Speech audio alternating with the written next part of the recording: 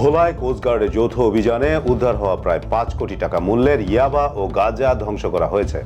এমন তথ্য জানিয়ে বড় মাদক বিরোধী অভিযানের সফলতা তুলে ধরেছে কর্তৃপক্ষ। রবিবার সকালে কোস্টগার্ড দক্ষিণ জোনের পরিত্যক্ত স্থানে এসব মাদক জ্বালিয়ে ধ্বংস করা হয়, যেখানে উপস্থিত ছিলেন নির্বাহী ম্যাজিস্ট্রেট, র্যাব ও মাদকদ্রব্য নিয়ন্ত্রণ অধিদপ্তরের কর্মকর্তারা। কোস্টগার্ড জানায়, গোপন সংবাদের ভিত্তিতে গত 26শে ফেব্রুয়ারি কুয়াকাটা সমুদ্র সৈকত সংলগ্ন ঝাউবনে চালানো অভিযানে জালের ভেতর লুকানো 1 লাখ পিস ইয়াবা উদ্ধার এবং 16 জন ইয়াবা পাচারকারীকে আটক করা হয়। এরপর কলাপাড়া থানায় মামলা দিয়ে তাদের হস্তান্তর করা হয় এবং প্রক্রিয়া শেষে আদালতের নির্দেশে 99,980 পিস ইয়াবা ও 2 কেজি গাঁজা ধ্বংস করা হয়। কোস্টগার্ডের মিডিয়া কর্মকর্তা লেফটেন্যান্ট কমান্ডার হারুনুর রশিদ জানান, আইন শৃঙ্খলা রক্ষায় 24 ঘন্টা টহল অব্যাহত রয়েছে এবং ভবিষ্যতেও মাদক বিরোধী অভিযান চলবে।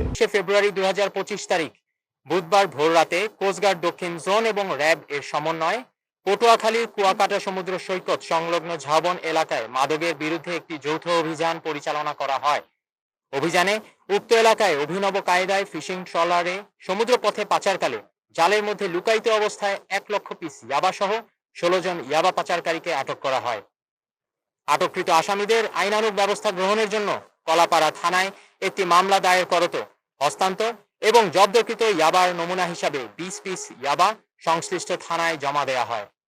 এছাড়াও গত 26শে মার্চ 2025 তারিখে বিসিজি স্টেশন বরিশাল কর্তৃক বন্দর থানাধীন কীর্তনখোলা নদী সংলগ্ন কায়াচর এলাকা হতে 2 কেজি গাঁজা জব্দ করা হয়। পরবর্তীতে চিফ জুডিশিয়াল ম্যাজিস্ট্রেট পটুয়াখালীর স্মারক নং 352 তারিখ 24 মে 2025 এবং ডিগো মেট্রোপলিটন ম্যাজিস্ট্রেট বরিশাল এর স্মারক নং 1603/1 তারিখ 21 মে 2025 মোতাবেক কোস্টগার্ড দক্ষিণ জোন মালখানায় রক্ষিত 5,60,00,000 টাকা মূল্যের 99,980 পিস ইয়াবা এবং 2 কেজি গাঁজা ধ্বংসের নির্দেশনা প্রদান করেন।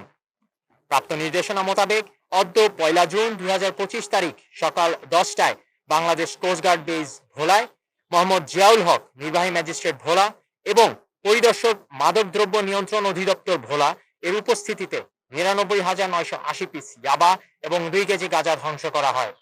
উক্ত কর্মকাণ্ডে অভিযানে অংশগ্রহণকারী র্যাবের সদস্যবৃন্দ অংশগ্রহণ করেন।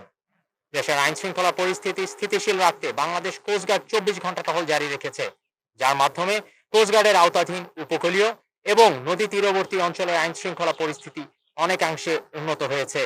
কোস্টগার্ড ভবিষ্যতে এই ধরনের অভিযান অব্যাহত রাখবে।